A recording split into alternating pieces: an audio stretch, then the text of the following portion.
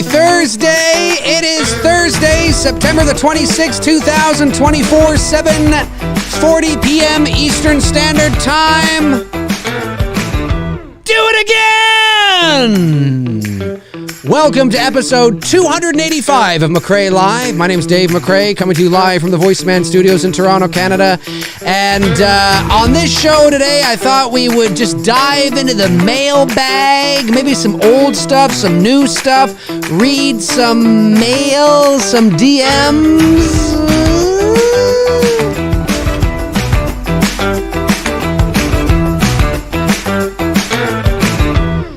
What's going on, everybody? Welcome to episode 285 of McRae Live. Thank you for joining me. It is Thursday. Yeah, it is. It's Thursday evening. Welcome. I thought this would be a fun show to do. I've done shows like this in the past, and they're always fun to do and always fun to tackle. We'll see who rolls on in, if anybody gives a shit. And So the title of the show is Hate Mail, but again, you know, some of this isn't necessarily hate mail. Some of this is just weird mail or whatever the case is. I never put the name of the individual that has sent it in, but you know, all this is real. These are all real DMs, real messages that I've received. If you follow me for any length of time, then you know about the some of my past shows and things like that. And these shows are kind of fun to do, you know, because every now and then it's nice to change it up. You know what I mean? You got to change it up. And it's fun to do. So I've often been asked if, like, some of the messages I've read and some of the messages I've received are so ridiculous that sometimes people think, no, it can't be real. Listen, I guess it's always possible that somebody is sending it in not being serious, but I have a pretty good bullshit detector, and I can usually tell if somebody is sending something in that's you know, just trying to, like, get on one of these videos, so to speak. Ironically, the very first hate mail video I did was over 6 years ago, and I used to get a lot at that time because that's when we were talking about Halloween a lot. That's when it was the lead up to Halloween 2018, and I was just going, like, I was you know, I'm opinionated, as you guys know, and I'm not, and I'm confident in those opinions. So when I was, like, really going to town, and you know, I used to get quite a few DMs. There's quite a few Reddit posts about me as well, apparently. So, you know, people get crazy. Halloween fans are the Star Wars fans of horror. I'll just say that. They're little cray-cray, as the kids say. Like, they just can't understand what, you know what I mean? So it can get pretty crazy. And when you have a YouTube channel and when you gain a bit of a following online, you will receive these types of messages. If you have a very, very small YouTube channel, you probably don't get this kind of thing. But if you have any kind of reach, or if you've, you know, made sort of a name for yourself in a certain sort of space, you will get, you know, very positive feedback, and 98% of the messages I receive are always very nice and kind, and people just saying, hey man, what's going on? I just want to say that I love your channel, or hey, you know, here's a cool thing that I saw, or whatever the case is.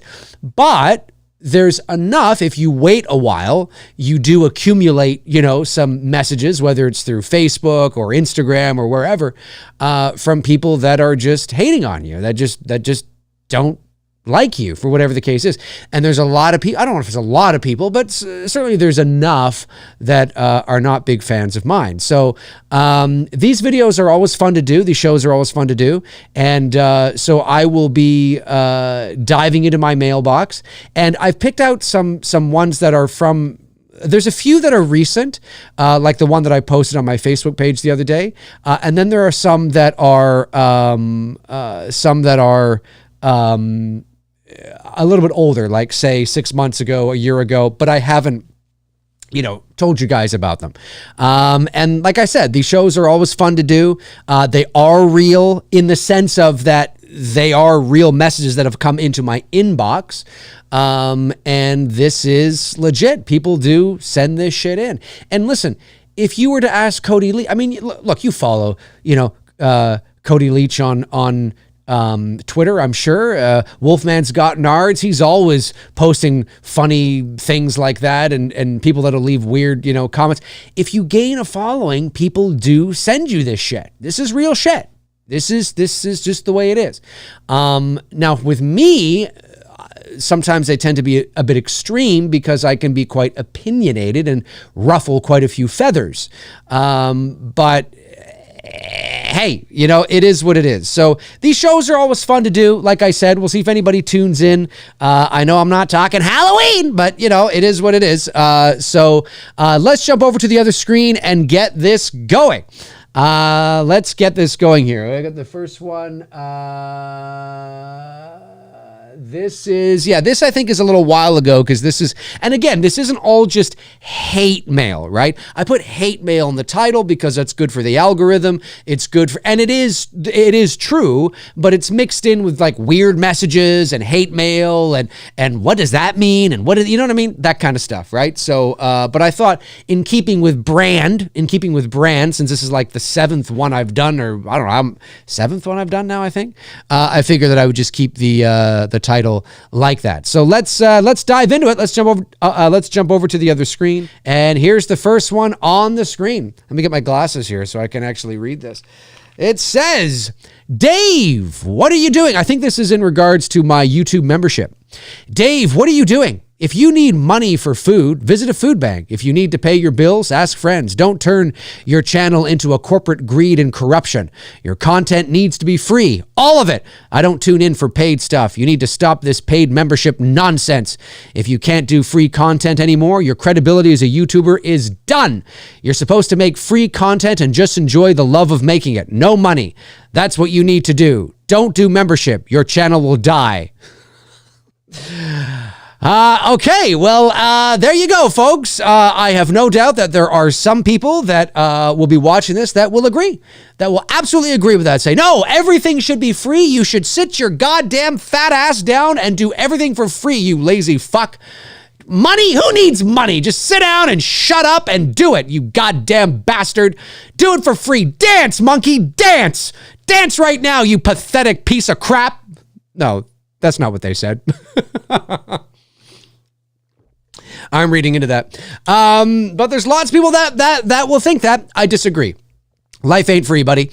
That's the way it is. And when you're good at something, never do it for free. Here's another one. Hey, Dave, do you like big dicks? This was one I sent to the Slaughtered Lamb folks. If Frank or Darren are watching right now, they remember this one. I was turning Chatham and it didn't work very well, but I really liked that episode of you and the Slaughtered Lamb guys sinking it in and turn it up. I can't wait to see them. There's nothing like a good slosh inside of a silly ratchet boy.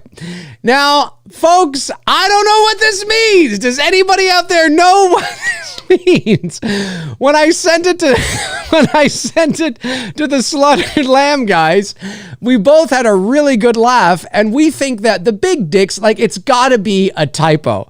It has to be a typo. It's got to be a typo.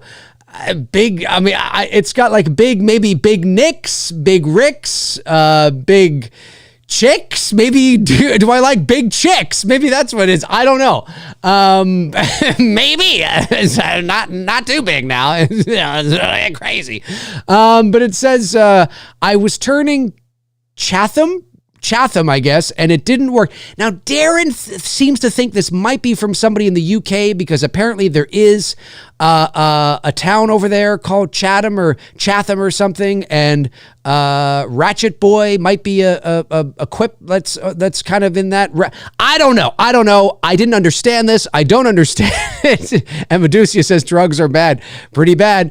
I don't understand this at all, but it is what it is. If anybody out there understands let's read this again one last time, because it's just so good. Again, folks, if you're just tuning in, if you're just tuning in, again, hate mail, but also, weird mail, unusual mail, things like that. You know what I'm saying? It's not all just hate mail. And there's some I haven't brought up on the screen. There's some I'm going to have to Switch over to another thing as well, because I copied and pasted it, but these are screen grabs. I was trying to get this done as soon as I could. All right. Hey, Dave, so you must be really... Oh, yeah, this is a good one. This is recent. And this is a good one.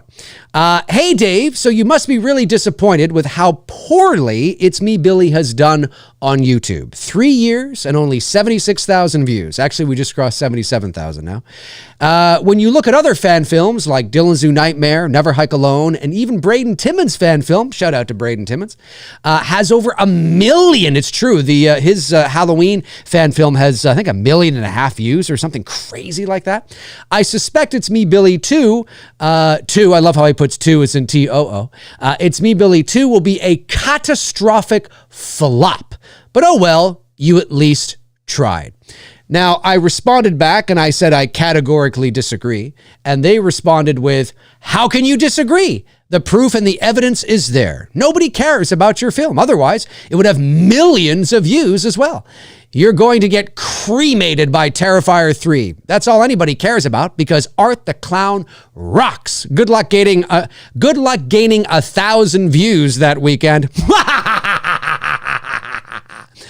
So, this is not the first time that somebody has inquired about the view count on It's Me, Billy.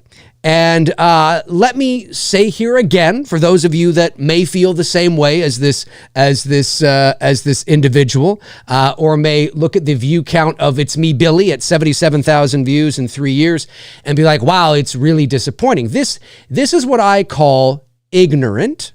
And then when you explain the why to somebody, if they choose to remain ignorant, now they are what we call willfully ignorant.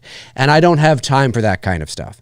Yes, it is true that It's Me, Billy has right now 77,000 views. And when you look at that from a certain perspective, you may think to yourself, wow, that's really low. You know, especially, you know, when you look at other fan films that have millions of views, you know, Never Hike Alone, between all three of them is like over 10 million views or something crazy like that. Dylan's New Nightmare is cracking on 200,000 views. You know, Braden Timmons' fan film has got 1.5 million views.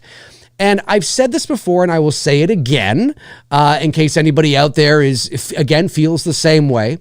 When it comes to Black Christmas, okay, it is very niche. It is very, very niche. Now, let's look at, I'm going to bring up something here in a second. Let me, hang on a second. Let me just go over to the, hang on a minute here. I want to... bring up something. That's not what I wanted to bring up. That was something else. There we go. That was something I was going to play from my father if it came up. But here is something I want to... Okay, can we see that? All right, there we go. So this is Black Christmas 2019. All right, this is Black Christmas 2019. And when we scroll down there, we look at the box office, $10 million domestic, $8 million international, for a total of $18,529,730. That is the remake of Black Christmas. Okay, when we look at the 2006 Black Christmas, hang on, I'm a little off here. Hang on a sec. There we go.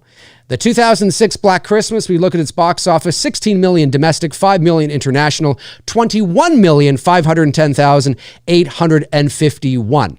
When we look at the box office for the original Black Christmas, we scroll down there, had a budget of 686,000, 1.3 million Canada, 4 million worldwide. So you're looking at about, 5 million there, or whatever the case is.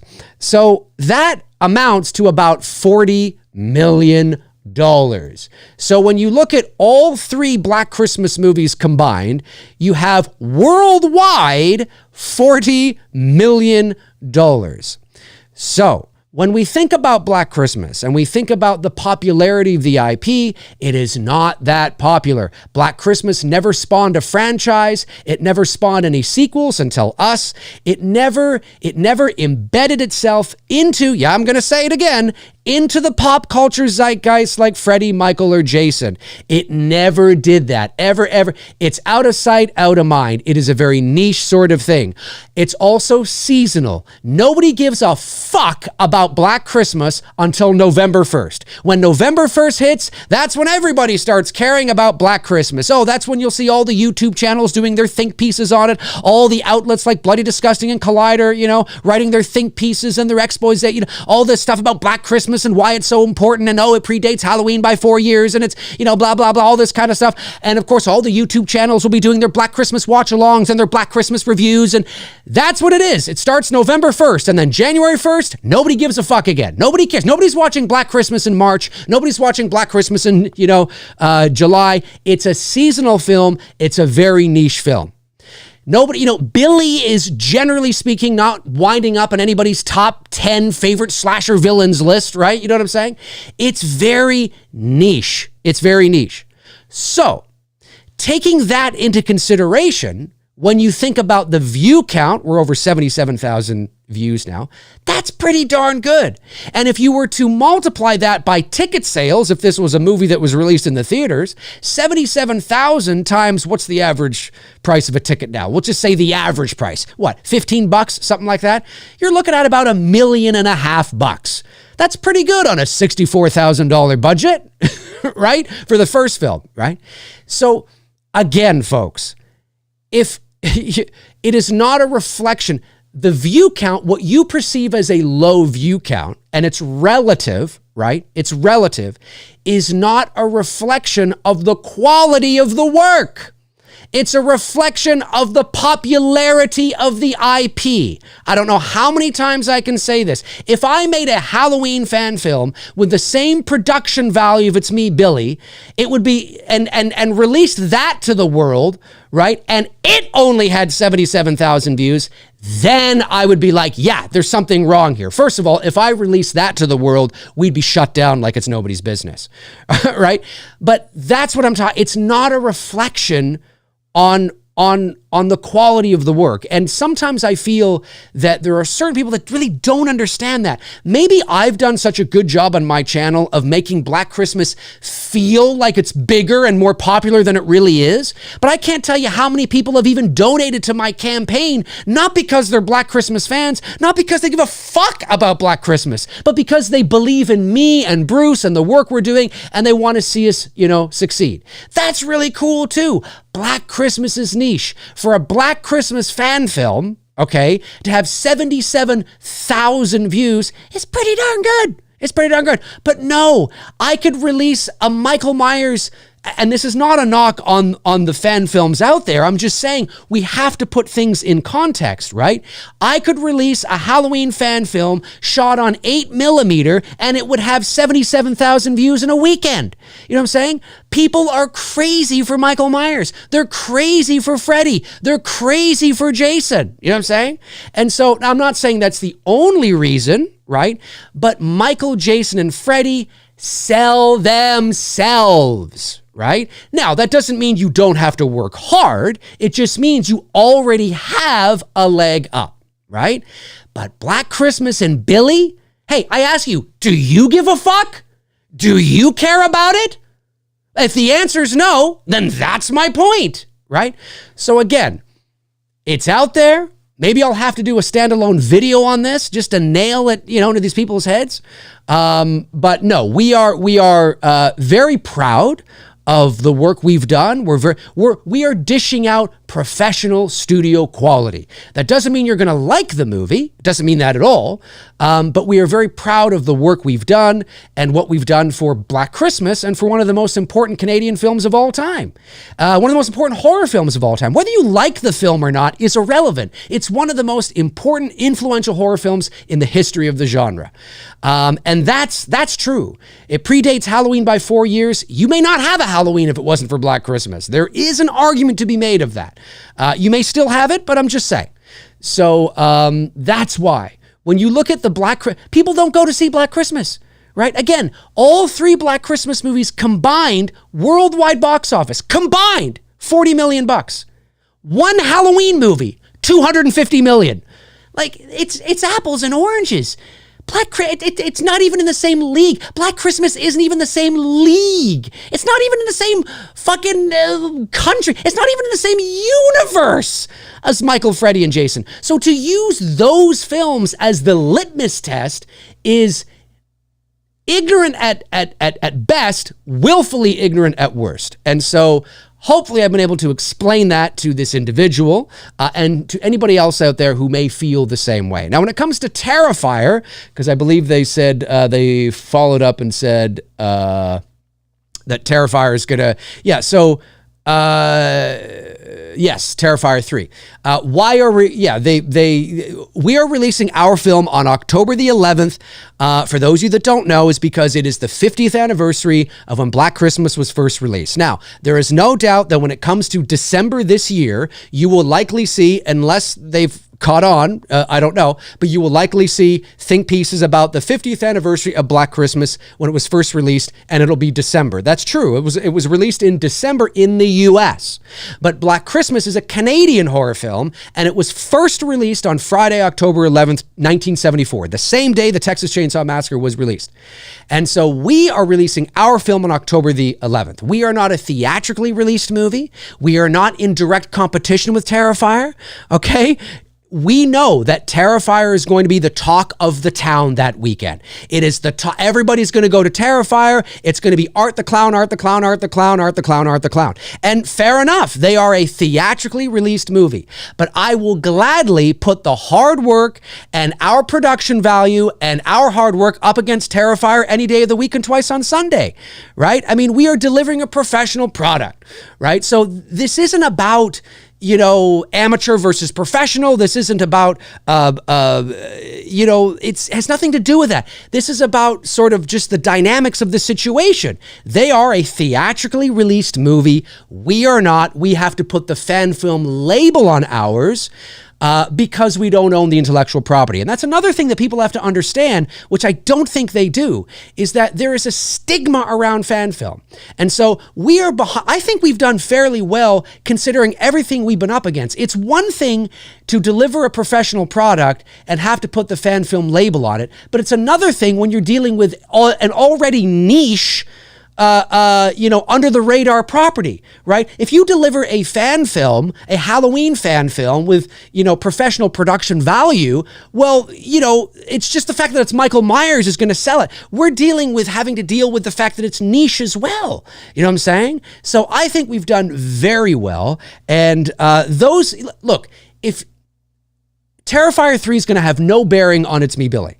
It's Me Billy's being released for free on YouTube and Vimeo. There is absolutely no reason why you can't go to the theater, pay for Terrifier, and then come home and watch It's Me Billy for free. There's no reason. It's not like you have to choose between Terrifier and It's Me Billy on, the same night because you don't want to pay for both. It has nothing to do with that. So this whole thing well, I don't even think it's low-key shade. It's shade being tossed my way, trying to devalue what we've done because in their eyes, the view count is not at 1.5 million views. That's because it's not Michael Myers, right? That's because it's not Freddy Krueger. It's not Jason Voorhees. And that's not me taking anything away from the filmmakers that have made those films, but even they would agree with me on that. They would say, well, of course, we're dealing with something that is already incredibly popular, right? And well-known and well-liked and well-loved, right? And so, anyways, I just needed to get this off my chest and get this out there because if somebody still doesn't agree with me, then I hate to say it, you don't know what the fuck you're talking about. You don't know your ass from your elbow. You really don't. If you think that 77,000 views on a Black Christmas fan film is low, then you just don't know what you're talking about, right? It's Me Billy 2 is not going to rack up 500. We knew that going into making the first It's Me Billy. Bruce asked me, how well do you think it's going to do? I said, we're probably going to make maybe 10,000 over a week. And we did. Right? Because look at the box office for Black Christmas. Did you go see the 06 movie in the theater? Did you go see the 19 movie in the theater? I know the 19 movie is woke. Boy, I get all that. But I'm just saying, right? It's like it's not a box office juggernaut. So because of that, it's not likely to be a view count juggernaut. You know what I'm saying? Anyway, Okay. So hopefully that made sense, and people will understand that. Will understand that. But so again, not a reflection of the quality of the work. There are professional movies that are released all the time that make hardly any money. They're still professional films. They're just not popular, or nobody goes to see them, or, whatever the case is. Anyway, now that that's off my chest, and we've talked about that, let's move on. Hey, Dave. My brother Ron hurt his foot, and he's been working from home doing voiceovers, and I showed him your channel. He thinks you have a great radio voice and said you should get into voiceovers too. I agree 100%. I agree that ideally it should have received the same universe. I have no idea what the last one is there. I don't know what that means. Yeah, you know what? I've thought about getting into voiceover. I really should think about doing that. It's funny. Oh, we're back to that one again. Watched your stream today. You're fucking wrong about all of it. What a waste of time. Allison and Lori team up and fight to the death side by side, blowing up Michael once and for all. Well, there you have it. Dave, I noticed you've been... Oh, no, I got that one already. Have I not gotten the others here? There we go. Dave. Watched your video last night. For the record, films shoot out of order because they need to make sure no one is secretly recording the sequence of events on cell phones and piecing it together for a bootleg version. That's it. It has nothing to do with what you said. Thought you should know. Yeah, I think this was from something. This is from a little while ago. This actually is a hilarious message. It's kind of cute, actually, if they're being dead serious. No, that is not why movies shoot out of order. They do not shoot out of order because they are worried about somebody being in the bushes secretly filming on their iPhones and then piecing everything together. That's amazing, though. That actually really is amazing. No, that is the reason why films will shoot, well, there's a few reasons, but one of the reasons why they will shoot out of order is because of logistics. When you say you have the same location that appears in a movie several different times, well, you're not going to go back and forth to that location. To unit move is it's too costly. It's too expensive. So you will book all the scenes you need to shoot at said location. You will shoot at that location all at once, even though there may be multiple times that location appears in the film, later in the movie, narratively in the story. It's a week later, whatever the case is, but you're not going to shoot like that because it costs way too much money. So really the primary reason why they shoot out of order is money, cost, logistics. They're not going to, if some of the movie, like for example, right? I mean, you're watching a spy movie and some of the movie takes place in the US and some of the movie takes place in, the UK, and they bounce back and forth in the movie between the US and the UK. Well, they're not going to shoot the movie, that way. They're going to go to the UK, shoot all the UK scenes, come back to the US, shoot all the US scenes, and then in editing, piece them together that way to make it seem like they're bouncing back and forth. So no, I'm sorry, you're wrong. Oh, wait, hang on a sec here. Go back. I thought I had more. I do have others that I want to read from my other, no, I guess that's okay. Hang on a sec here. Let me jump over to the other screen here and let me see. I do have some others that are on my phone, not on my phone, but I copied and pasted over, but I didn't get a chance to get them set up in messages like that. So let me just read these to you because you'll find these absolutely hilarious. All right, 1 second here. Okay, here we go. Sorry about this. Dave, I'm getting to the point where I can no longer watch you. You come across as this arrogant hack that thinks he knows everything about Halloween. You can say that when you say you hate Halloween 5 or Halloween Resurrection, that you're not saying you hate those that like it, but we all know you are. You can't stand us Halloween and Resurrection fans. I think you meant Halloween 5 fans. I think you have to amend your expectations. I saw some tweets told today that people always never score in the playoffs. How to do a little? Why is there never, oh sure, come on? Guys, if you're going to send me hate mail, just please make sure it's grammatically correct because it kind of loses oomph. You know what I'm saying? It loses up. The next one, Dave, have you actually done any... Oh, yeah. Here's the one I shared on social media the other day. Dave, have you ever actually done any real voiceover work? You can't say you're a voice actor just because you're talking on YouTube. You have to do more than a birthday video and lollipop seminars, my friend. So what is... a birthday video, I guess, would be maybe you're saying surprise, or something like that. What is a lollipop seminar? Does anybody know what a lollipop seminar is? I have no idea. Anybody know? Sounds like it could be sexual. I have no idea. Let me know. Dave, we all know you don't work in the entertainment industry. You say that to put yourself on a pedestal and higher than anybody else. This is another one, too, that I find so funny with some people that have tried to call me out. So, for those of you that may be new to the channel, whenever I'm doing a video, if there's something that because I get new viewers all the time and not everybody is tuning into the same shit, right? Some people will tune into this video. Some people won't tune into stuff. I might do something that, you know what I'm saying, right? So you always have to talk like as if you're speaking to somebody for the first time. For those of you that may not know, when you are hosting a show, right, you speak as if it's the first time, right? Because you're getting new viewers and new eyeballs and new ears all the time. And although I have my regulars, my passionate McRae's, and I love you guys, and you're in the chat room and I see, familiar faces and not faces, but names and avatars and all that kind of stuff. Not everybody tunes. I've had people message me saying, Dave, I saw your video the other day. It's great to see you back. And I'm like, great to see me back, dude. I've been posting live shows and videos 2-3 times a week. Where have you been? He's like, oh yeah, I guess I just haven't been I haven't tuned in. I just haven't checked in. It's not that I'm gone. You're gone. You just don't tune in. I'm here all the time.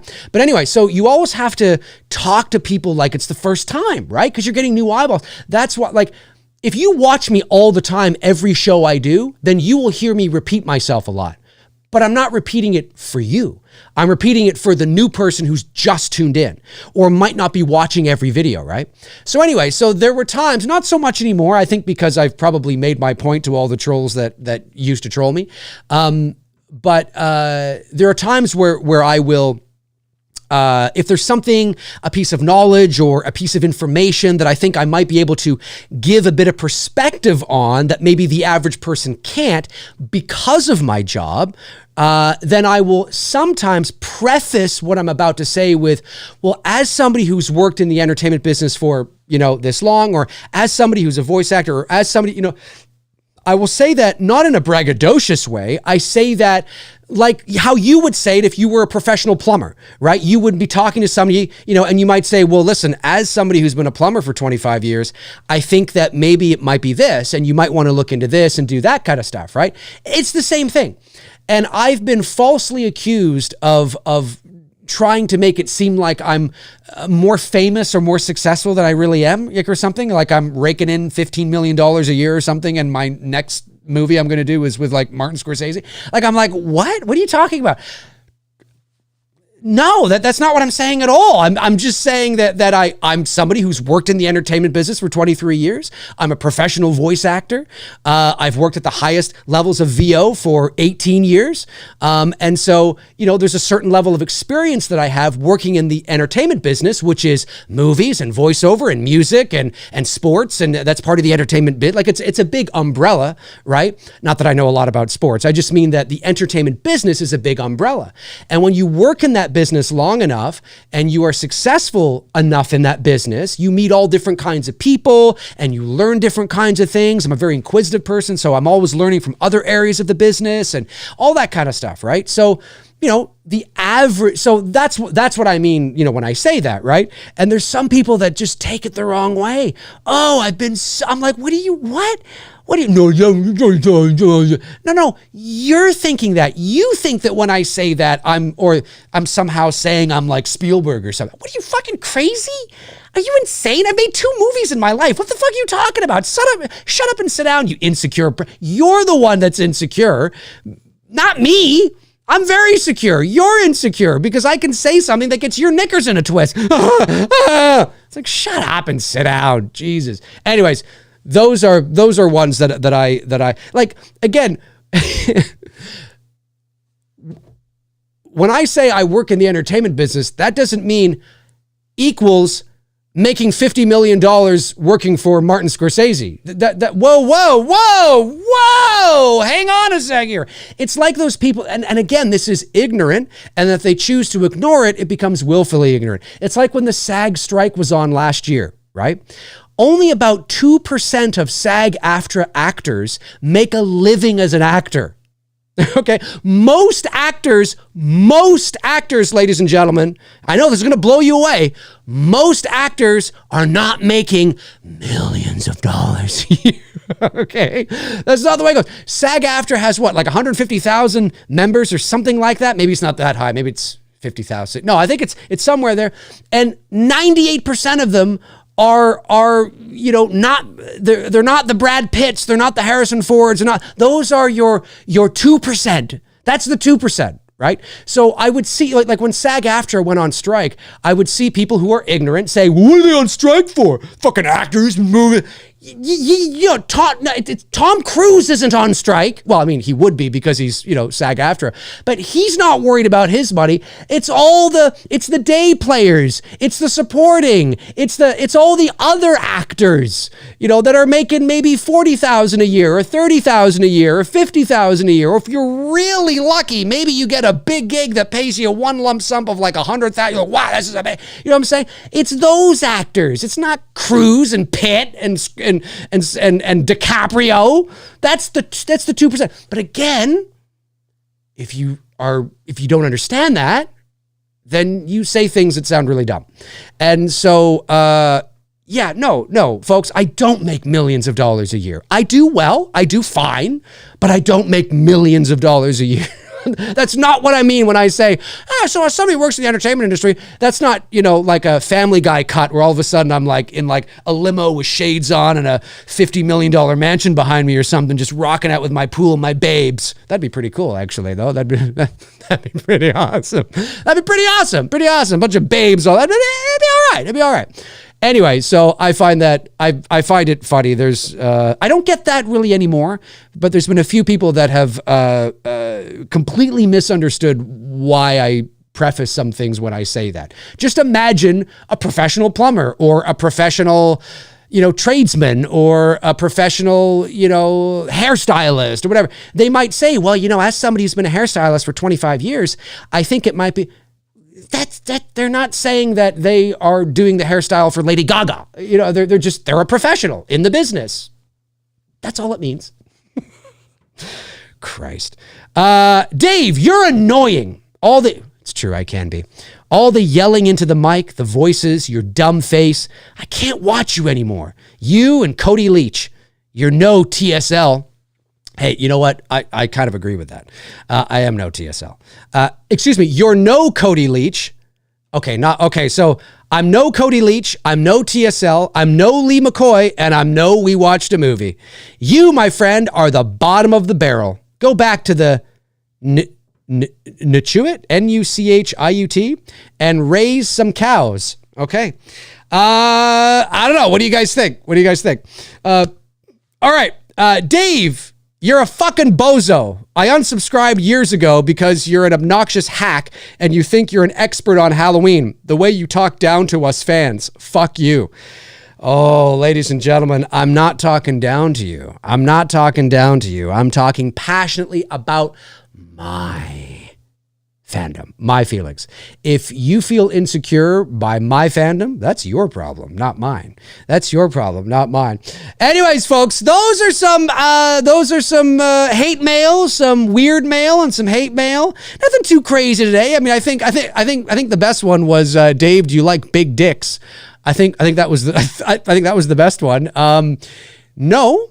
I don't. I don't swing that way, but hey, all power to you. If you bat from both sides of the plate, hey, totally cool, man. You do you, you rock on. I don't, but that's okay. That's okay. I'm pretty sure that must have been a typo. There's probably people tuning in right now being like, big dicks, what is going on here? There goes the monetization. I'm just saying, it's pretty crazy.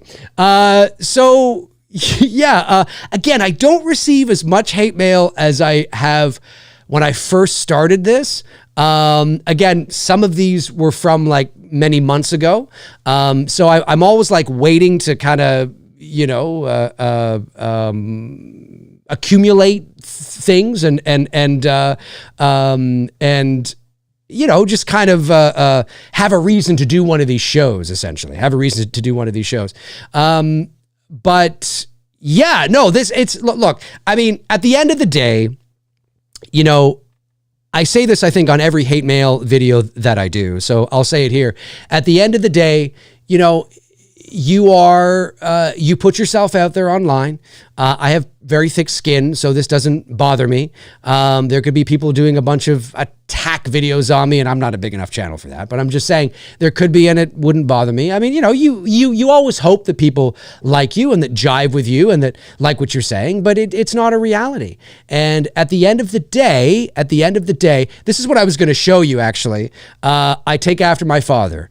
Not necessarily deliberately. I think it's inherently in me, but let me just show you this little clip. This is an old clip from the 80s. This is my dad being interviewed. My dad's in like a red sweatshirt and red track pants. Oh my God, Dad, what the fuck? Well, it was the 80s.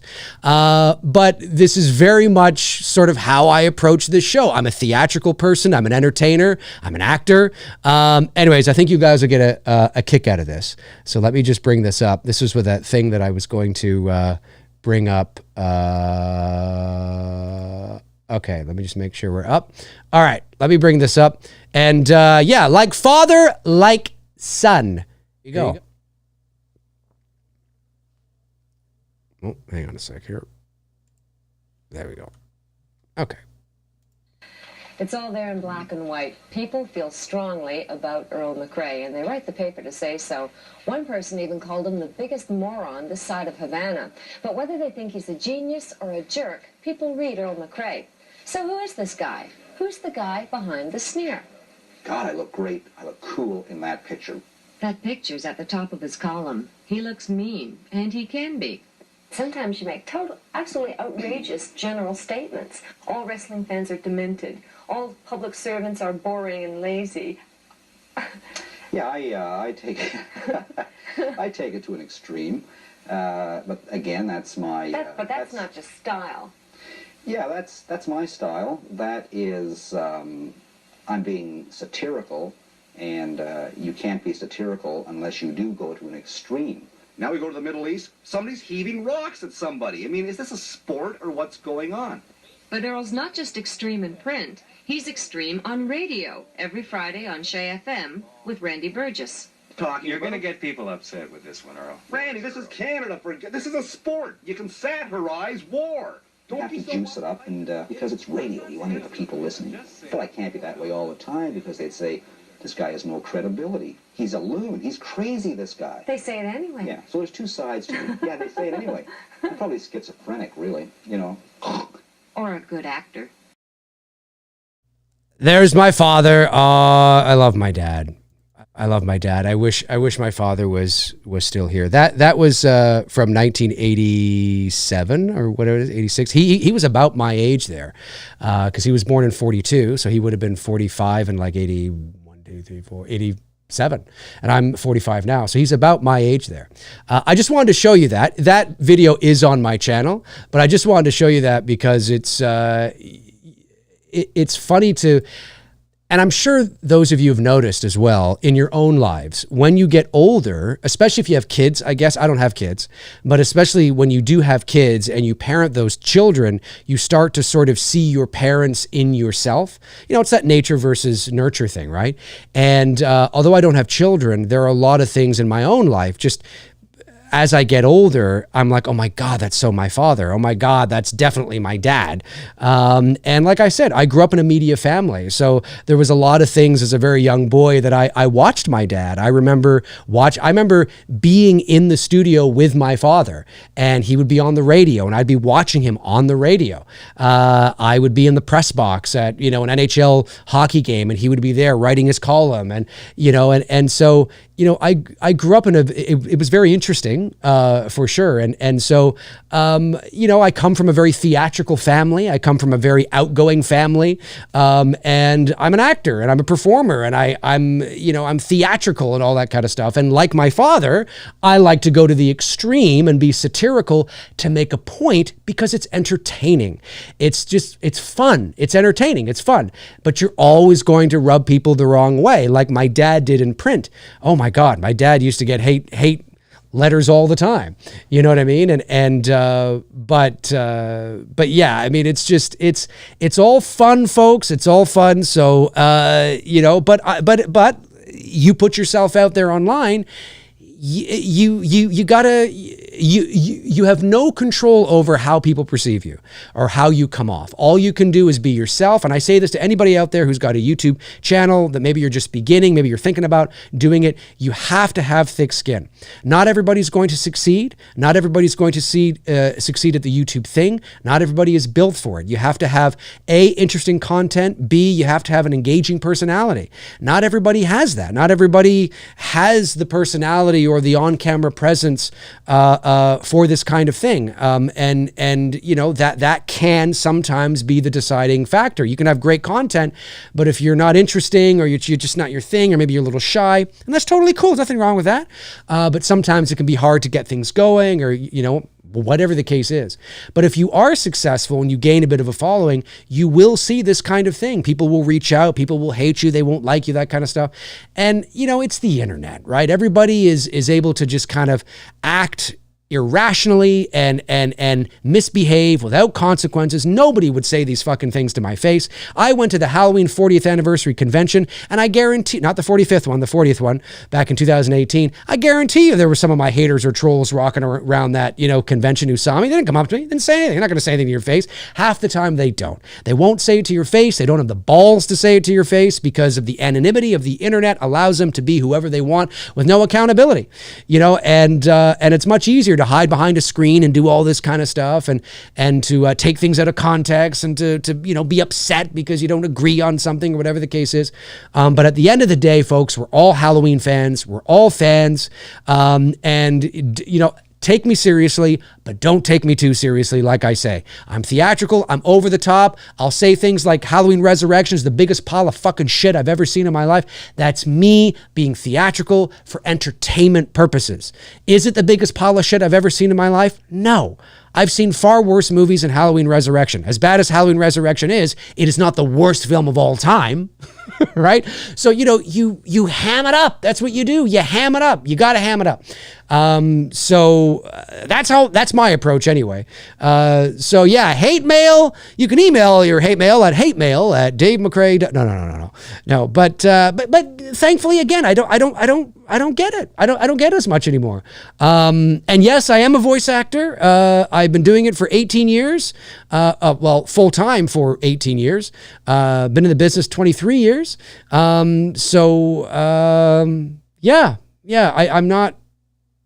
I don't say I'm a voice actor because of the YouTube thing. For those of you that may not know, I'm easily Googleable. You can Google me, and I'm right there. So there you go, folks. Ryan Oshlow says, Dave, the ladies' man. Well, I don't know about that. Multicam says, I at first thought the woman said Earl Grey, not McRae. Oh, no, she was probably, it's an old tape. It's a VHS tape. Let's not forget that. Let me jump over to see what Josh McKenna sends in $9.99. Are you familiar with the actress Selena Gomez? I am. She's in Only Murders in the Building. I just started watching it. I love it. I would recommend. Yes, I am. Yeah, no, Selena Gomez. She's cute as a button. Yeah, she's in that show. It's a good show. Fast Forwards 29 sends in $12. A member chat for 12 months says, "What's up, Dave? Love your hate mail videos. The first being my favorite." Oh yeah. Yeah, look, I will never be able to capture a hate unless I start getting like juicy hate mail again. Again, today wasn't too bad, but unless I start getting juicy hate mail again, I don't think there will ever be another hate mail vid that will match it, to be quite honest with you. Fast forwards to 499 says, if these hate mails have taught me anything, it's that there's a lot of stupid people or people with no life out there, but always good for a laugh. Listen, I'm going to say something and you know, I don't mean this in a pretentious, condescending way at all. And I am not talking about anybody specific. I'm just speaking in a general sense. It is remarkable, and I'm not saying I'm the smartest guy in the world, but it is remarkable how many people don't know what they're talking about that take to the airwaves, we'll say, not the airwaves, but to the interwebs to express their opinions on something they know nothing about. It's all over the place. I always try to stay in my lane. You know, if there's something I don't know, then I will say, you know what, that's a really good question. I'm not 100% sure. Because no matter how experienced you are, no matter how much you know, you're always learning. You're always continuing to learn and to get better at your craft and, you know, all this kind of stuff. And so I do. So for those of you out there that for whatever reason seem to think that I think I'm Martin Scorsese, I don't. That would be amazing. Maybe I'll get there one day. You never know. But no, I do not think that. For those of you that may have suddenly, for some reason, thought that's what I was saying. Okay. No, it's crazy, man. It's a crazy world, the internet. Josh McKenna, $9.99. Thank you, Josh. And says, I know the campaign is over, but I just donated $5. Thanks, man. Hopefully that makes the trolls be quiet. I care about it to be Billy and your fans do as well. Yeah, well, listen, like, again, I mean, it's no, I just don't, as some people have alluded to in the chat room, there's definitely people that will send me messages that are ignorant, like I said, and really don't know what they're talking about.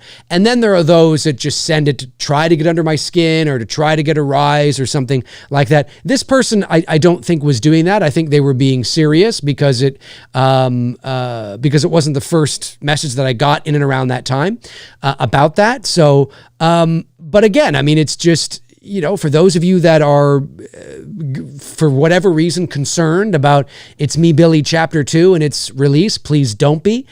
We already know we're not going to be as big as Terrifier 3. You know, I mean, we are a 46-minute short film that you watch for free on YouTube.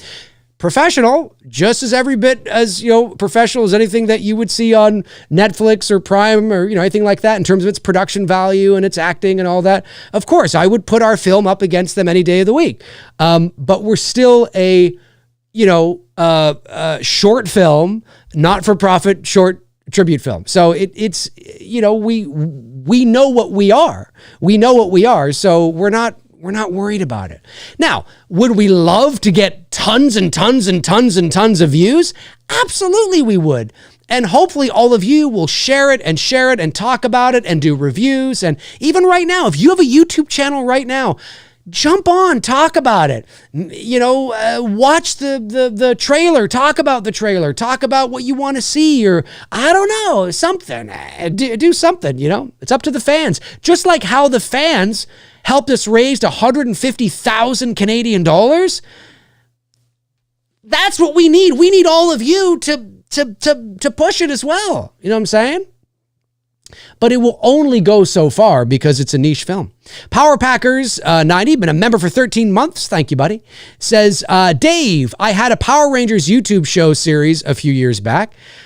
We got only a couple hundreds thousand views, and even we got some crazy hate mail. I would always laugh it off and show friends. Oh, it's crazy. It's crazy. And I think people, like, again, and I only speak for myself, but, you know, I'm 45 years old. So I grew up through the 80s and the 90s when there was no internet. I mean, I know there was internet technically in the late, 90s, but I just mean like how it is now, right? No social media, nothing like that. And so this kind of stuff, like, I just find hilarious. I mean, I just, it doesn't bother me. I just, the only time I will ever respond to quote unquote hate mail is when there is something like, for example, when the person reached out about the Billy views and all that kind of stuff, I see an opportunity to, educate them, right? Whether it's something that is like, it's not a agree to disagree. There is factual, measurable, statistical evidence to support my argument. And so that's another thing that grinds my gears too, when people will say, well, we'll just agree to disagree. No, we can agree to disagree whether or not we like sunsets. We can't agree to disagree on something that is factual based. You can't do that. That's not, you know what I mean? But people will say that because they, don't have a leg to stand on in the argument, and they just decide to, bow out. But yeah, like it's I would say that anyway, I will only respond when I see an opportunity to educate or whatever. Most of these messages that you saw me read today, and the messages from all my other hate mail vids, I've never responded to. I've never, I won't respond to somebody saying, oh, Dave, you're a fucking obnoxious piece of shit. Whatever. That's their opinion. Okay, fine. That's their opinion. But if they say something like, you must be really, I guess it's me, Billy, is a flop. I'm like, well, no, it's actually not. Like, unless you're comparing Black Christmas to would you expect Black Christmas to make as much money as Halloween at the box office? Right? Like, think about that. Would you expect Black Christmas to make as much money as Halloween at the box office? I wouldn't. So why would we expect a Black Christmas sequel online to make as much, have as many views as a Halloween? It doesn't make any sense. Anyway. Roberto Torres sends in $4.99, says, but Dave, you're a legend in my books. Thanks, buddy. A person who truly embraces their personality. Side note, it would be great if you ranked the Halloween themes. Ooh, well, it might be on the list, buddy. It might be on the list. It might. Oh, of course, there's maybe just the main title themes, maybe, right? Yeah, I get you. Fast forwards $2.89, says, my God, it's like a clone. It's a shame he isn't still around. It would have been so cool to see you all on the show together. It would have been hilarious. Oh, my dad. Yeah, my dad, if my dad were still alive today, I definitely would have had him on the show. He would have got a real kick out of this. He died in 2011, and that was really before. Social media was around, but it's not like it is today, right? And so he might have even had his own show. I could totally see him having his own show, or maybe I would have done a show with him. That might have been really cool. I don't mean like a I don't know, a sports show or I don't know. I don't know where my dad's career would have gone now. I'm not entirely sure. I don't know, but yeah, I mean, I miss him dearly, obviously. And it was an interesting experience, growing up for sure. Member chat comes in from Simon Mills. Thanks, buddy. Member for 13 months says, Dave, there are some people that take franchises seriously. So seriously, in fact, you can't say anything about it if they disagree with you. Halloween and Scream are two of them. I think I know what you're saying, Simon. Yeah, what it comes down to is fans are passionate about what they like. And here's what people have to understand. At the end of the day, film is subjective in the sense of whether you like a movie or not, or whether you think a movie is good or not. That is subjective. That's subjective. If you think The Shawshank Redemption is the biggest piece of shit you've ever seen in your life, then it's the biggest piece of shit you've ever seen in your life. That's subjective. What isn't subjective about film, okay, and it's because there is a general consensus on this throughout history and all that kind of stuff, is the more technical side of storytelling, right? And when we get to sort of, the logistics and the technical side of a 3-act structure and character development and, cinematography and lighting and, lenses and cameras and, all this that's not subjective. That's objective. We've all agreed, generally speaking, on what makes great cinematography or what makes a great performance, right? A great acting performance. That doesn't mean that everybody's going to like it, but it's like fine dining, right? It's like restaurants. in our society, we have all agreed that McDonald's, generally speaking, McDonald's, Burger King, whatever, Pizza Hut, whatever, is garbage food. I'm not saying but I'm just saying, like, I'm going to the extreme, right? It's fast food, it's garbage food. And then you go to like a really nice steakhouse with like mashed potatoes and greens and a nice juicy steak and dimly lit lighting, a fine dining, 3-course meal restaurant. We've all agreed, society's agreed, this is fine dining. This is tasty food. It's made right from there. It's not frozen. It's right there. It's made. The steaks are there. Everything's for all. We've all agreed. Now, does that mean there is not somebody out there that thinks that McDonald's is and that fine dining is dog shit? No. But we as a society have all agreed that this, because we can measure through taste and through quality and all this kind of stuff, we've agreed that this is what society has agreed is fine dining, right? We as a society have all agreed that the original Halloween is a classic because this, and this, and this. And these are those things that are generally seen, across other films like that are masterpieces or that carry that same weight, whatever the case is. And you can compare them to, more of the McDonald's sequels, like your Halloween 5s and your Resurrections and that kind of stuff, right? And so that stuff generally is what I would call like, subjective light. Like it's not really subjective. It is, but it's not. There's an argument to be made. You can make an argument on why it is great quality. You can't do that on whether you like something or not. Whether you like something or not. And I think people, the crazy people have always been there. I think they've always been there. Like all the vitriol you see. I do think it's a generational thing. I do think there are some Gen Zs we'll just say the TikTok gen, people who are like 17 to 25 right now, who grew up in the digital era, who have no idea what it's like not to have a smartphone in their hand. And this is just how they communicate. It's normal to them. And, it wasn't like that when I was a kid. And so it's interesting. And then, of course, you do have people who are my age who do deal with that kind of stuff, who are like that. And that's where it's like a bottom of the barrel. Like, dude, you're fucking, how old? You're 55? And I'm not 55. But like, my age and older, and you're online and you're 55 and you're like yelling and screaming. Like, do you have kids? Bruh? Do you have kids, bruh? What would your fucking daughter say if they found out you were online going, like, here's the problem, and here's one of the biggest problems. Most people, and I'm not saying everybody, okay, not everybody, I'll say a lot, okay, I'll remove the most and say a lot. There's a lot of people, because all they do is just recycle buzzwords. They recycle the groupthink. They recycle the confirmation bias. They actually don't have their own arguments. They don't have their own thoughts. And when you don't have your own thoughts and your own arguments, you are not solidified in them. And therefore, you cannot debate your position effectively because your position isn't really your position. It's what you think is your position because you agree with it because you've watched some YouTube videos that sound, compelling. And you're like, oh yeah, that sounds pretty good. I think I agree with that. That sounds right.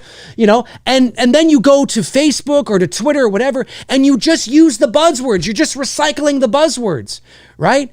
And it's very easy to pick up on people like that, right? It's like the people who how many times are we going to hear Avatar is just Pocahontas in space? How many times are we going to hear that? Because people don't dive in. They just think of Pocahontas. It's all over the place. There's so many people that think they know a lot about something. I know a lot about that because I watch a couple of videos and I agree with that person. But in reality, they really don't have their own position. They think it's their own because they've agreed with it. Right?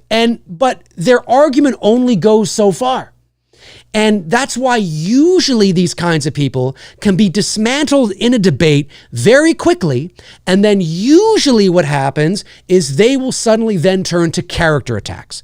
They'll be using straw man arguments, and they'll start to say things that have nothing to do with anything. Right? Like, well, you're a poo-poo head, or, no, I'm obviously not that, but, they'll say something like, well, yeah, but, the other thing on the other such and such was this, and it's like, whoa, wait, we're not talking about that. We're talking about this, and they start to, they're because it's not their own thoughts. It's not their own debate. That doesn't mean, their own, position. That doesn't mean that you can't agree with me or, with anybody else, and that we don't align. But it's always important that if you're going to take to the internet and debate somebody in a comment section, which is just why bother doing that? But if you are that kind of person that likes to take it to Reddit or wherever, you better know your shit. Because if you don't, if you're just going to recycle buzzwords in a paragraph that just sounds like everybody else below you, then, you know what I mean? And that's what I've noticed. And I'm not saying that I'm an expert debater. I'm not. I'm not saying I'm the world's foremost expert on horror and Halloween. I've never said that. But I know what I know well. And I don't know what I don't know. Do you know what I mean? And I'm not afraid to admit that. If there's something I don't know, I say, I don't really fucking know. I don't know. Like I'm not sure. Do you know what I mean? Oh, really? Oh, fuck, I didn't know. Even if it's something Halloween, if it's something Halloween related, or if it's something Elm Street, maybe, there's lots of things. I'm like, oh, I didn't know that. Thank you for telling me that. That's really cool. You know what I mean? It doesn't bother me not to know something. But I'm confident in what I do know, which I think has made it seem like for some people, I'm like a know-it-all or something. And it's like, that's not it at all. I am not a know-it-all. No. So yeah, that's it. That's it. There are people that just need to, it's a cesspool, man. It's a cesspool. And I always roll I'll be on Twitter and I very rarely comment, if at all, but I'll read like a thread, like, Cody Leach will say, he's always in it. Shout out to my man, Cody, who's just awesome. He'll get involved. He'll start something and I'll be reading some of the people and I want to chime in, but he's pretty good. He doesn't need me chiming in on his behalf. He's pretty good. He's very effective. But there's times where I'm like, what the hell is this person talking about? I'm like, that's not, I feel like Han Solo in The Force Awakens. That's not how the Force works. You know what I mean? It's like, what? Anyway, I digress. Brian K became a member, a level number 2 member. Amazing. Thank you, Brian. Thank you. Yes, by the way, if you want to get in on being a member here on the channel, just hit that join button. There's 2 levels. We're doing our Halloween only show this Saturday at 7:00 p.m. Eastern. It's called One Good Scare. We're watching a Halloween watch along. It's either going to be Halloween 6, Halloween Resurrection, Rob Zombie's Halloween, Halloween 18, or Halloween Kills. There's a poll up right now for my members, my level number 2 members. I'm not sure which film is winning yet. I gotta check, but we'll be doing that this Saturday. So if you want to get in on that, make sure you hit that join button. Okay. Oh, hang on. Thank you, Simon, by the way, for your member chat. Simon, great member. Josh Stevens sends in $4.99, says, Dave, got an orange heart. I love it. Fuck the haters. You rock. I believe hobbies help heal. Hobbies help heal. Grateful I found your show. In a small way, it helped me through a rough time in life. I see what you're saying. Yeah. Oh, that's really cool, man. That's really cool. I love hearing that. I'm glad that my little show here on YouTube has been able to help you heal. And yeah, I think that's awesome, man. And look, I think it's really cool that it has, and that my little show has been able to be a at least a small part in your journey. And thank you for the super chat. I appreciate that.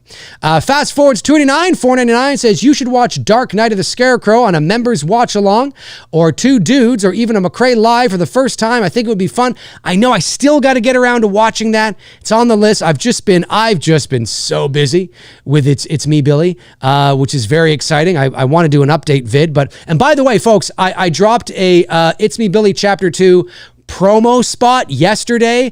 Go and watch it. Get the likes up. Get the thumbs up. thumbs and the likes. It's the same thing. Get the views up. If we can't, again, the more engagement there is, share it around. If you have share it on your Facebook or whatever, share the trailer, whatever the case is. Let's see if we can get that promo spot at least to 1,000 views. I think it'd be great. The trailer's got just over 5,000, I think, which is great. And when you look at, here's the thing too, I post the promo material across social media.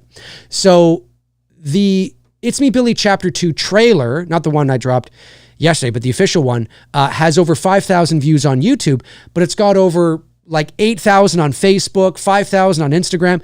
All combined, it's got about 22,000 views. So that's across all social media. So that's really good. But let's see if we can get this promo spot up as well. And it's promo spot number 1. I do plan on dropping another promo spot as well. We are 2 weeks away from the release of It's Me Billy Chapter 2 tomorrow. Folks, we're very excited about this.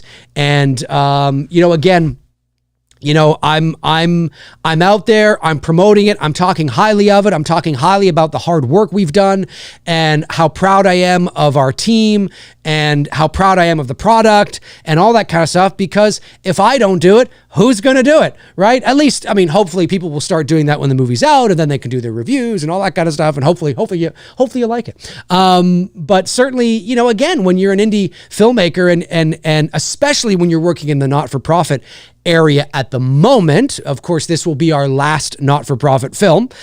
We are now moving on to, original IP where we can actually get paid. I want to get paid. But you are the studio, and you've got to really, if you don't promote it, who's going to, right? You know what I'm saying? So we need your help. We need all your help, all the help we can get. We need it. Let me see here. Josh McKenna, member Chad, can any actor become a voice actor? I saw Jenna Ortega voiced a character, even though she's not a voice actor. I love Ortega, but there are tons of talented voice actors. Why do A-listers do voiceover work? Well, years and years, great question, Josh. Years and years ago, A-listers did not do voiceover work unless you were somebody really special, like a Robin Williams, right? But, since then, really at the end of the day, there's a lot of, it's all about marketing. It's all about names. If you are an A-list star, they will bring you into the booth, and it's so they can put your name on the marquee and they can market you. That's what it's really all about. Now, some actors, voice acting is acting, ladies and gentlemen. It's just behind a microphone. And in some cases, it can be a little more difficult because you have to portray certain emotions and feelings and things like that without ever being seen. Now, it all depends on what kind of voiceover you're doing, right? There's radio and television commercials, or there's network promos, movie trailers, corporate presentation and training videos, IVRs, which is interactive voice response. That's when you call your cell phone company and you hear, hello, welcome to Verizon. Well, we voice actors do that, right? There's audiobooks. I've never done an audiobook, but there's audiobooks. And of course, there's cartoons and animation, which I am doing a lot more of now, which is very exciting. Actually, if you go to Peacock and you, if you have it, and you type in the cartoon Luna Chip and Inky, that's a show I'm on. I'm doing Lana Longbeard right now, which is coming out next year. I don't know where it's going to go in the States yet. I don't know yet. I know Warner Brothers Discovery has got it for international distribution, but I don't know where it's going to go in the States yet, but I'll let you know as soon as I find out. I'm a part of season 4 of Deer Squad. Season 1, 2, and 3, I think, are on Paramount Plus at the moment. So I'm going to be part of season 4, which I'm very excited about. I will let you know when season 4 hits streaming. So I'm doing a lot more animation now, which is really great. And I'm excited about that. But when it comes to voice actors, I'm not a household name, right? Dave McRae, who? Right? If it wasn't for my YouTube channel, you wouldn't know who the hell I was. Voice acting, generally speaking, is out of sight, out of mind. Even the most famous voice actors in the world, unless you're really famous, right? Like Nancy Cartwright, the voice of Bart Simpson. But if I say the name Bob Bergen, you might not know who that is, right? Well, he's the voice of Porky Pig, and he's been the voice of Porky Pig since 1990, right? Very nice man. And, Eric Bauza, you might know the name Eric. If you're into voice acting, you probably know the name Eric Bauza, fellow Canadian, fellow Torontonian. He's the voice of Bugs Bunny and Daffy Duck right now. Amazingly talented, just won a couple of Emmys. He's amazingly talented. but they're not doing, and I think he did Bugs for Space Jam too, if I'm not mistaken. But yeah, it's about name recognition. They, the A-list stars bring in box office, bring in ass into the seats, or ass to be seated in the seats, I should say. And so they can put their names on the marquee. But ironically, not all A-list stars are good behind the microphone. Brad Pitt, God, he was awful in that Sinbad film. Ellen DeGeneres wasn't exactly great in Finding Nemo. There's some actors are good and some are not, but it's really about the names. And it's too bad because there are wonderfully talented voice actors out there that are off the wall uber talented that should be doing these major motion pictures, 100%. But they're not household names, right? That's why the A-list stars get them, even when they really shouldn't, even when they're not that great, But that doesn't mean they're all bad, right?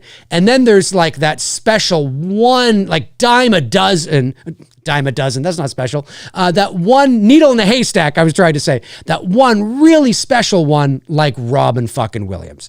That's like, hello, you know what I'm saying? He was just... That's different, right? But Brad Pitt, Ellen DeGeneres, Jenna Ortega, they're there because Jenna Ortega is hot right now. She's very attractive, but hot like in demand, right? She's in demand. She's hot right now, and she's and that's why. And it's not to say that she can't do it. It's not to say that she wouldn't have done or didn't do a good job, but that's not the real reason why. That's not the real reason why.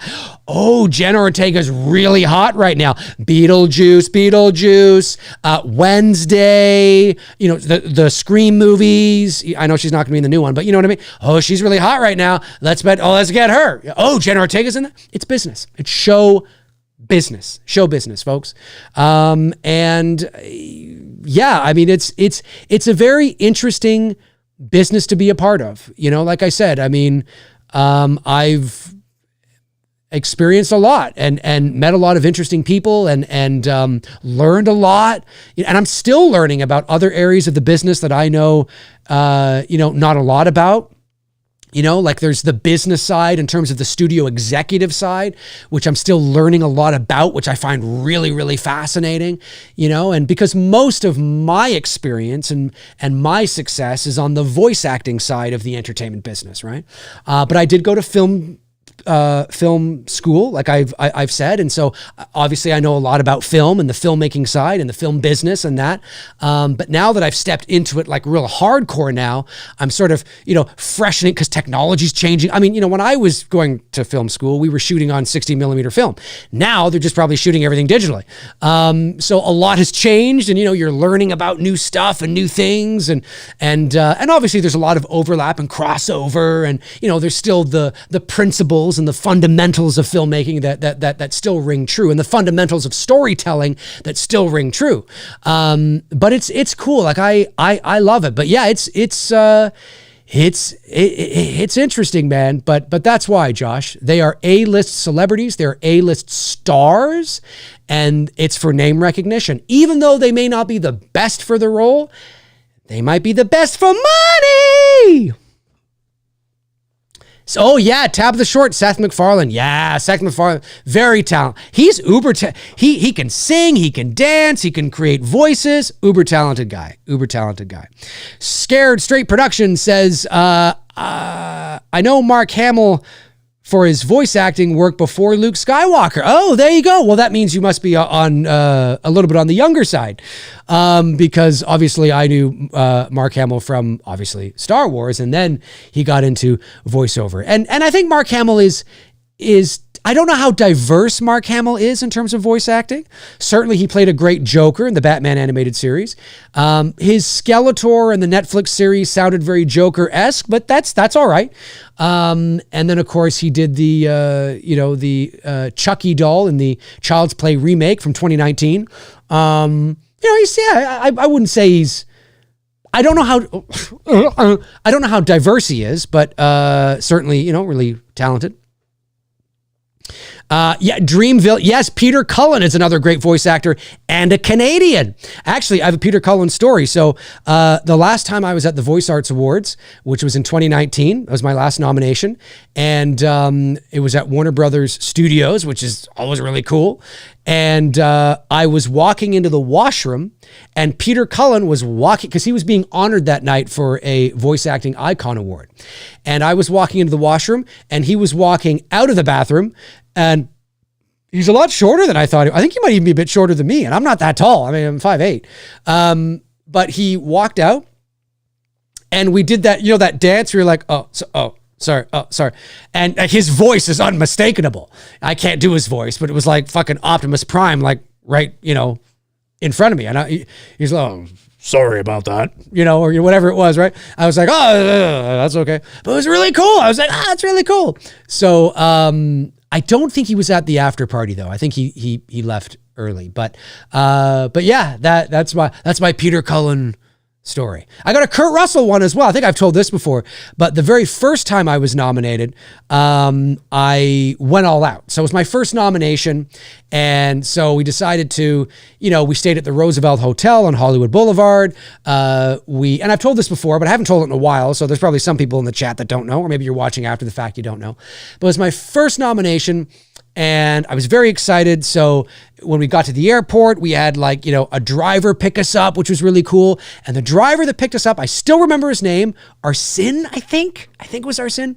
Shout out if he ever sees this. I don't know. It was like 10 years ago. But he picked us up in a Suburban, and we got to the airport. My name was on this little card, McRae. I was like, that's really cool. And I didn't plan for that. I just asked for a car to pick me, and it was kind of cool. So felt very Hollywood, but it was my first nomination, right? You gotta, you gotta go all out and get a little spoiled, right? And so I found out just by being in the car with him, he was telling us stories. When Justin Bieber and Selena Gomez, speaking of Selena Gomez, when they were dating, he used to drive them around all the time. And I don't know if it was in the car that we were in, although he did say, yeah, right in that back seat. He did. Oh, so maybe it was that vehicle. Because this wouldn't have been too long after they had been dating, I don't think. This was 2015. So when did they date? I don't know, a few years before that? I don't know. Anyway, he said that his memory of them is always being giddy in the back seat and laughing and being cutesy with each other. I thought, that's really cool. And he also said there was, for a time, that he was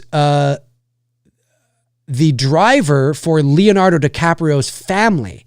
He would drive his family around or something like that. I don't think necessarily him, but his when his family would come for award shows or something, he would drive them or something like that. Anyways, he had a ton of stories. He was really, really cool. So anyways, I digress. So the night of the Voice Arts Awards, which was a few days later, I'm walking down the steps of the Roosevelt Hotel to go to the entranceway of where Arsene, our driver, was picking us up. Because we had called the company and to pick us up at this time to take us over to the studio. And as I'm walking down the steps, I can hear this voice behind me. And I instantly recognized it. It sounded really familiar. And I'm just like, wow, that sounds really familiar.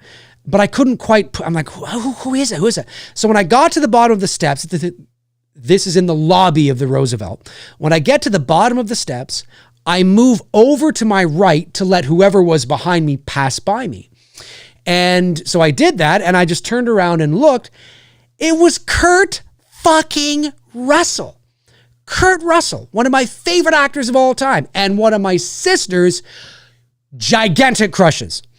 And so I was like, holy fuck, that's Kurt Russell. 100%. There's no oh, no, it was Kurt Russell. He was 5 feet in front of me.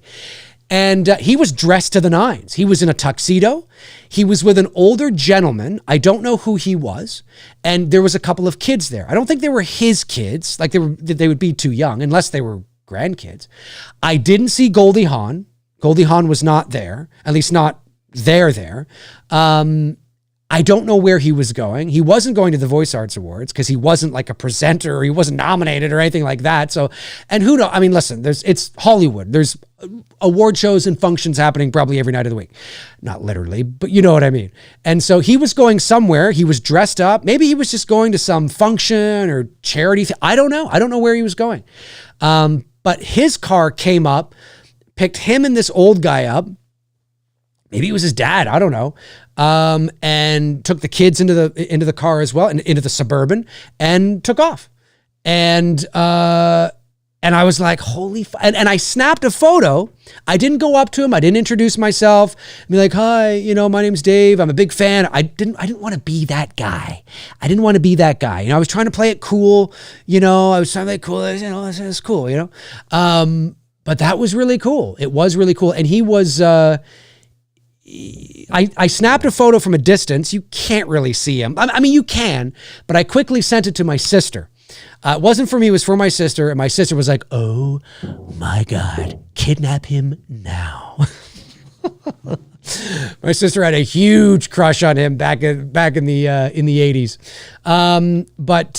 So that was really cool. That's my Kurt Russell story. Had he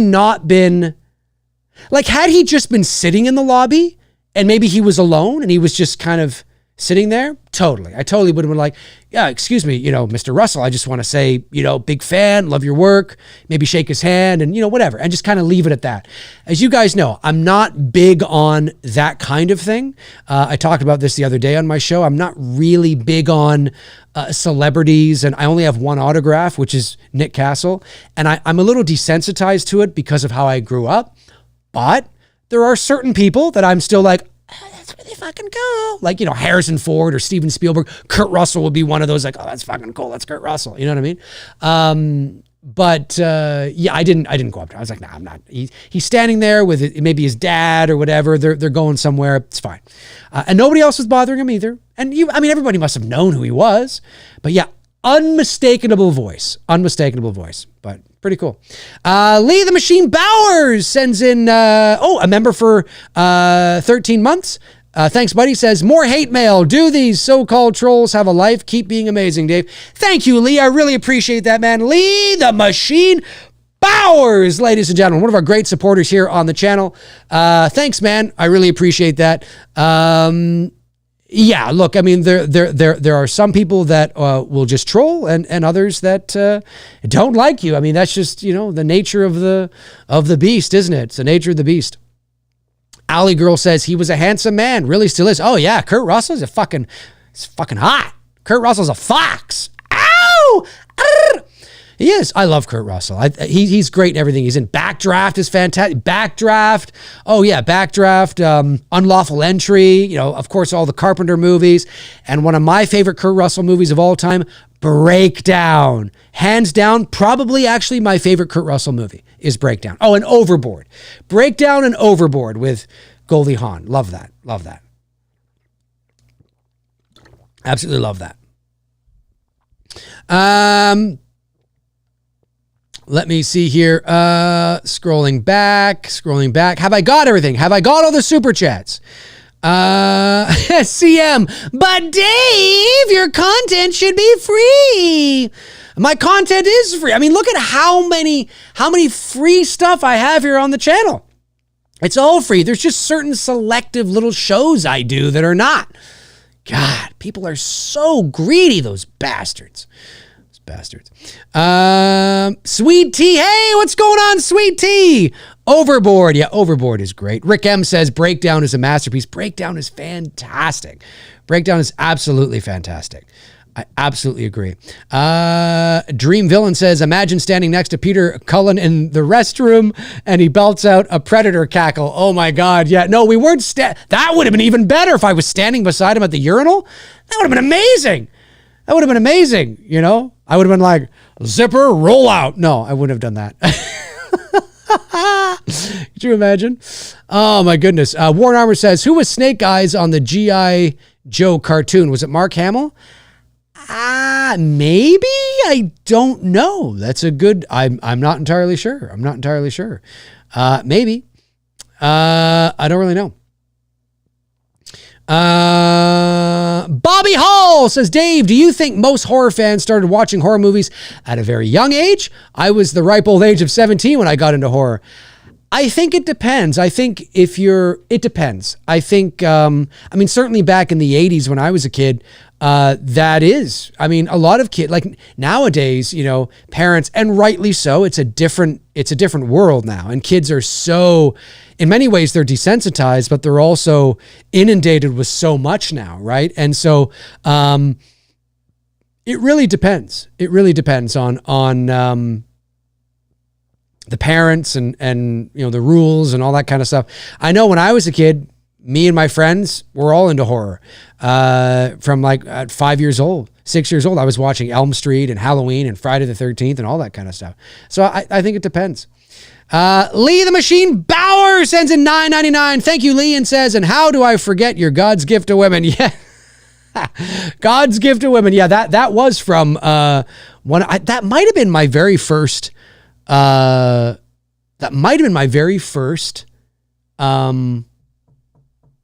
hate mail vid that I did. And like I said, folks, if you're just tuning in, if you're watching after the fact, I understand that this video was, it's not all hate mail. There was some hate mail in here. But I don't get a lot of hate mail anymore. I'll sometimes get weird mail, but every now and then, but I do still get hate mail. And what's with the big dicks?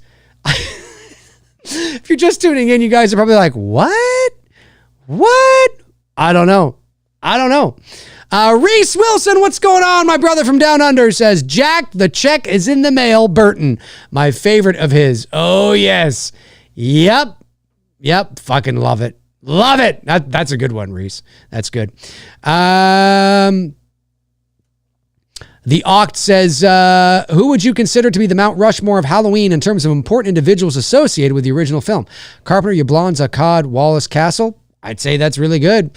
I mean, it depends. Are we talking about in front of the camera or behind the camera? If it's behind the camera, it's Carpenter, it's Deborah Hill, it's Yablans, and it's Akkad. If it's in front of the camera, it's Curtis, Castle, Pleasance, and well, I guess you could say Wallace behind the camera as well. But you know what? We'll throw Wallace in front of the camera because he was also the production designer, but he was also played Michael as well with the mask, so maybe we can fit him in there. I don't know. That's a good one, though. That's a good one. Yeah, you got to get Wallace in there, too, because he was responsible for the mask. For sure. All right, have I got all the Super Chats, ladies and gentlemen? Have I got all the Super Chats? I just want to make sure I've got them all. I don't think I've missed any. Lee the Machine Bowers, I think, was the last one. I'm pretty sure you guys would be letting me know if I did miss one. You guys are pretty good at that. All right, what's the time here? I got to get off here. Let me see here. I got, we'll go 5 more minutes or so. 5 more minutes, maybe. Don Wilk 91 says, I got into horror at like 5 or 6. My mom used to tell my brother and I scary stories and park the car in the woods to scare us. That's amazing. That's fucking awesome, dude. I love it. That's so cool.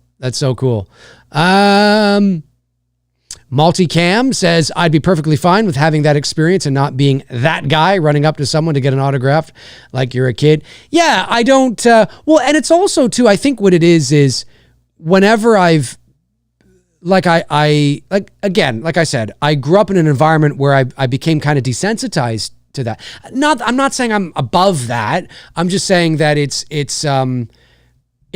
has to be somebody like, I'm like, oh my God, you know what I mean? And in a lot of cases too, like, I've been to certain like functions or parties or where there'll be a lot of like,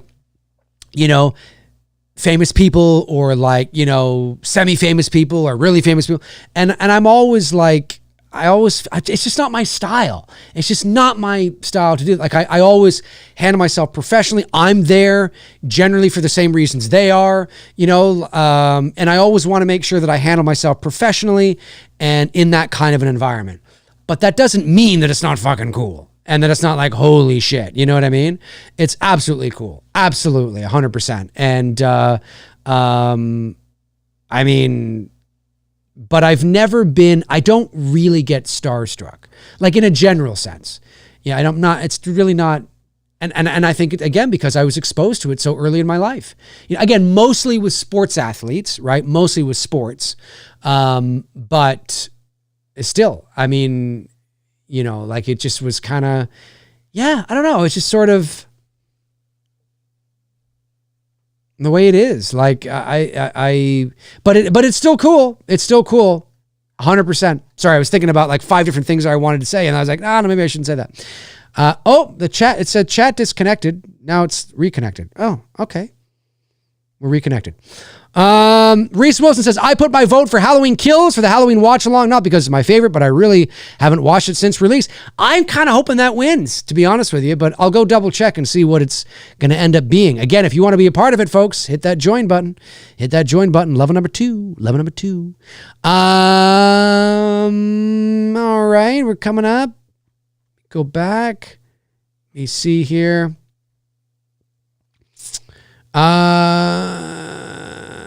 Multicam says, but they still rake in millions regardless because people, even knowing it's bad, still buy it because of convenience.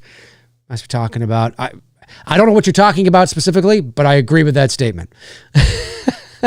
I agree with that statement. All fast food. Oh, here we go. All fast food is garbage and pretty much anything else is better other than food from a dumpster or something. Oh, I get it. When we were talking about, when I was giving the analogy of the fast food thing.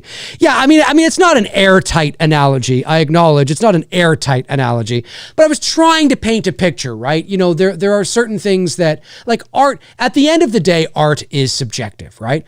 And, whether you like something or not is completely subjective, and that's just the way it is. But it takes, and not everybody's going to like It's Me, Billy Chapter 2.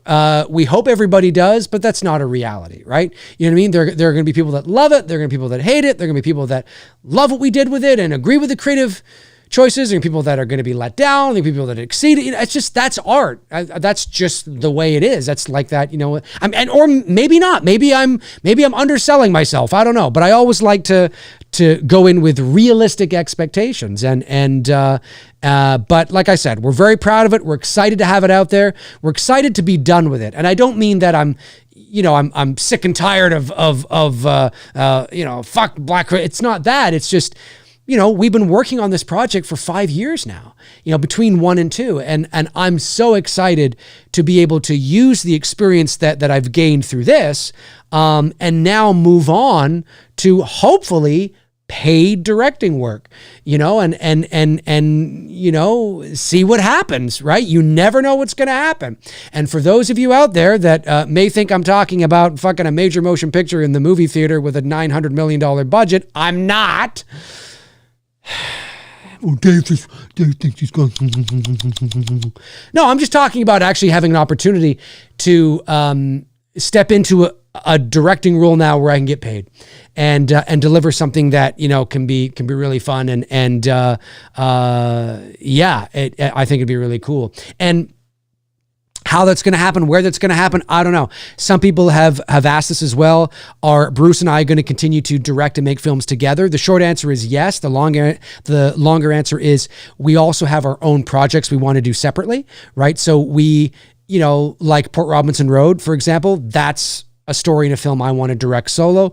Bruce has things he wants to do solo as well. So, we're not always going to be, we're not Radio Silence, right? Where we're always going to be a team. We do have our own ideas and our own things we want to do, but there's also projects that we would love to direct together because we would just have so much fun creating it. So I don't know what's next for me after Billy 2 is out there, but I do know that it's not Billy 3 and it will be something original that I can finally dive deep into and raise money, whether that's through crowdfunding and film grants or production companies or whatever the case is. Maybe it's a combination of all three. Raise money to make a film that I can seek distribution for, in the sense of not just for free, but we can get it on Prime, or we can get it on Netflix or wherever, right? I mean, that's the ultimate goal. It's a lot of hard work, but that's the next part of the journey for me as a filmmaker. That's what I would like to kind of dive into next, and leverage the experience and the Billy films as best as I can. So, but yeah, it's pretty cool stuff. It's pretty cool stuff. And you guys are all here for the fucking journey, man. And if it wasn't for all of you, these Billy films would not have been made. I mean, between the two films, folks, I mean this, I'm not blowing smoke up your asses. Between the two films, we've raised 220,000 Canadian dollars. I mean, that's because of you. You believed in us. You donated. You wanted to see it. That's because of you. That's pretty fucking cool. That's really fucking cool. And it's still to this day, one of the most humbling experiences of my life. I mean, it's like, holy shit. You know what I mean? Pretty cool stuff. Two very generous super chats came in. Ian David Strain. What's going on, Ian David? Sends in £19 and 99 pence. Says, I'm sending pure Scorser love and salutations, from Liverpool, aiming directly to you and most importantly, your dad. Once again, Dave, you always bring the biggest smile to my face and you never fail to have me laughing. Amazing, Ian. What a very nice thing to say. Thank you so much, buddy. I really, really appreciate that. He follows up with another one and he says the same thing. It's one that says it went through twice. It went through twice. Well, listen, I can't refund that. I have no way of refunding it, but there is a way. If you would like that back and you didn't mean to send it twice, I'm totally cool. You would just reach out to me through my Many Things Facebook page, and I will send you a link to where you can go through the steps on YouTube to refund it. But you have to do it right away, or they're going to be like, yeah, no, you can't. Don't wait a week, or they'll be like, no, that's not how this works. You'd have to do it now. Yeah. So, cause I realize it's the same message, unless you just wanted to donate twice because you think I'm fucking amazing and awesome. That's amazing too, Ian. You're fucking amazing and awesome for doing that. So that's pretty darn cool, man. That's pretty darn cool. He says, I sent the super chat twice. Well, that's one for Dave and one for the hard work towards. Okay, cool, man. Very cool. I just wanted to be sure. Because for those of you that have been watching me for a while, do you remember a year and a half ago, maybe 2 years ago, somebody accidentally donated $250 and they were like, oh my God, I meant $2.50 or something. And so they did reach out to me right away after the show was done. I did send them the link and they did refund it right away. So I honored what I said and they did refund it. And so I just wanted to make sure. But that's very nice of you. Thanks, buddy. I really, really appreciate that. Amazing. That's so nice. So generous. Next Gen says, you should do a reading bad reviews of Black Christmas. Which Black Christmas? The original, the remake, or the 06 one, or the 19 one? I don't know. Maybe I should. Yeah, you're right. Maybe I should. That would be fun. I think there is, there's a McRae live episode where I think I talk about bad reviews for the original Halloween and great reviews for Halloween Resurrection or something. There's something like that. I did it a year or two ago.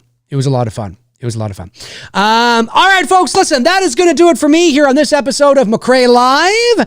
I want to thank, of course, for everybody tuning into this silly episode. Sometimes it's just nice to sit back and just shoot the shit, have fun, be a little crazy, read some of the crazy messages I sometimes get.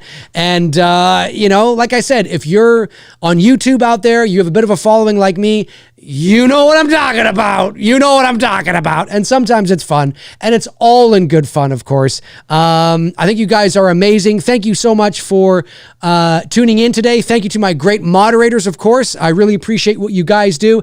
It means a lot. Thank you to the super chats that came in today. Really appreciate it. The member chats as well. And if you want to be a member here on the channel, just hit that join button and check at one of the 2 tiers and see what interests you. I really appreciate it. And It's Me, Billy, Chapter 2, folks. 2 weeks tomorrow. 2 weeks tomorrow. Let's push it as best we can. If you got a YouTube channel, talk about it. If you got a podcast, talk about it. Let's talk about it, folks.